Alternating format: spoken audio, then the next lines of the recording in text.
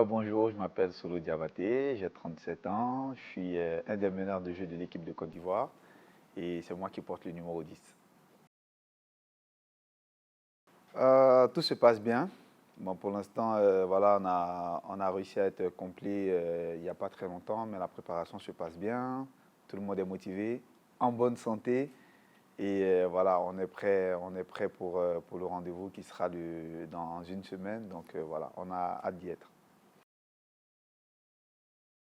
Euh, déjà, avoir une bonne alchimie d'équipe, développer la défense, parce que je pense qu'aujourd'hui, on n'a pas tellement de qualités. On a des qualités, mais je pense qu'on ne sera pas la meilleure équipe en attaque. Donc, il faut jouer sur notre avantage. Et je pense que physiquement, défensivement, c'est ça qui fera la différence. Donc, c'est vraiment sur ça qu'on essaie de mettre l'accent. Et après, si on arrive à avoir ça, en attaque, les choses vont venir toutes seules. Perfectly. Tout se passe très bien, il y a une bonne alchimie, on s'entend tous bien. On a l'habitude de jouer ensemble, même s'il y a quelques nouveaux qui sont arrivés, mais l'intégration a été facile. Des joueurs comme Mobamba qui est arrivé il n'y a pas longtemps et qui est tout de suite rentré dans l'équipe et vraiment qui est très humble. Donc voilà, vraiment nous ça nous fait plaisir et vraiment l'alchimie de l'équipe, tout se passe bien. Donc comme j'ai dit, on a l'habitude de jouer ensemble et on sera prêt pour le rendez-vous. Aujourd'hui, moi, j'ai un rôle de grand frère dans l'équipe parce que je suis le joueur le plus âgé. Donc, c'est aussi de soutenir mes coéquipiers, les motiver, leur donner des conseils et aussi apporter ma part d'expérience sur le terrain et aussi en dehors du terrain. Donc,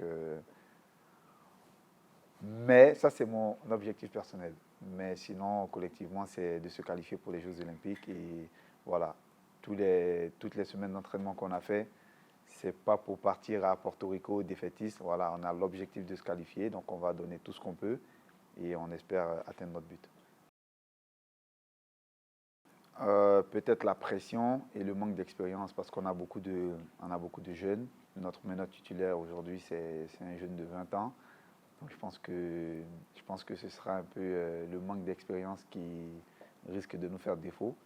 Mais il va falloir qu'on comble en fait ce déficit ailleurs, c'est-à-dire, comme j'ai dit, dans l'envie, dans la défense et surtout l'esprit d'équipe qui fera la différence.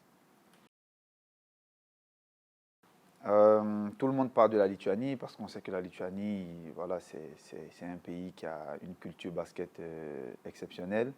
Mais moi, personnellement, je pense que c'est le Porto Rico. Parce que le Porto Rico, déjà, on joue chez eux. Si jamais on passe au second tour, j'espère, et qu'on joue contre le Porto Rico, je pense que ce sera le plus difficile parce qu'ils jouent à domicile, devant leur public. Ils ont des bons joueurs aussi. Et je pense que même s'ils auront la pression, mais pour moi, c'est l'adversaire le plus redoutable, en tout cas. Au basket, maintenant, en Côte d'Ivoire, les supporters s'y intéressent beaucoup plus. Donc, ça nous met un peu plus de pression. Mais ça nous permet aussi voilà, d'être concentrés, de faire les choses bien. C'est-à-dire au niveau des joueurs, au niveau de tous nos dirigeants, du management. Donc, ils ont une grosse responsabilité, une grosse part à jouer aussi dans le développement du basket ivoirien.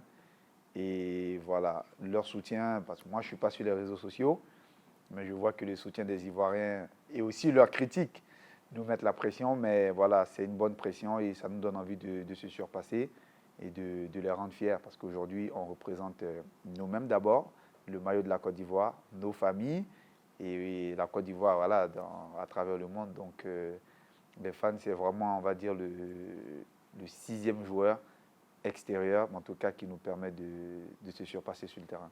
Donc merci à eux.